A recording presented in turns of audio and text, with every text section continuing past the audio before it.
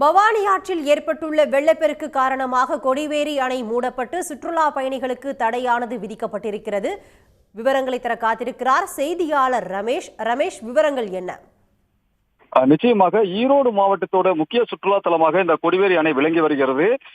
இந்த அணையில் பெண்கள் குளிக்க முடியும் அப்படிங்கறதுனாலே ஈரோடு மாவட்டத்தில் இருந்து மட்டுமின்றி தமிழகத்தின் பல்வேறு மாவட்டத்திலிருந்தும் ஒவ்வொரு அரசு விடுமுறை மற்றும் பண்டிகை நாட்களில் 10,000க்கும் மேற்பட்ட சுற்றுலா பயணிகள் இந்த கொடிவேரி அணைக்கு வருவது வழக்கம்.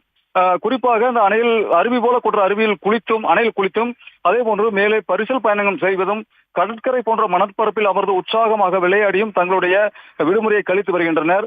இதற்காகவே ஒவ்வொரு விடுமுறைக்கும் ஏராளமான சுற்றுலா பயணிகள் இங்கு வருகை தரும் நிலையில் நேற்று பவானி ஆற்றின் நீர்பிடிப்பு பகுதிகளான மேட்டுப்பாளையம் உள்ளிட்ட பகுதிகளில் கனமழை காரணமாக பவானி ஆற்றில் வெள்ளப்பெருக்கு ஏற்பட்டுள்ளது.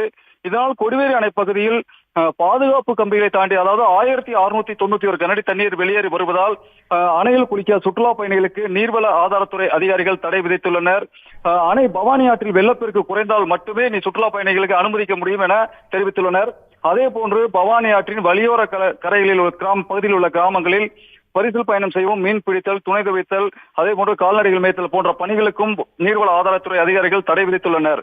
ஆற்றில் வெள்ளப்பெருக்கு குறைந்தால் மட்டுமே சுற்றுலா பயணிகள் கொடிவேரி அணைக்குள் மீண்டும் அனுமதிக்கப்படுவார்கள் என நீர்வள ஆதாரத்துறை அதிகாரிகள் தெரிவித்துள்ள நிலையில் பாதுகாப்பு பணியிலும் கண்காணிப்பு பணியிலும் அவர்கள் ஈடுபட்டு வருகின்றனர்.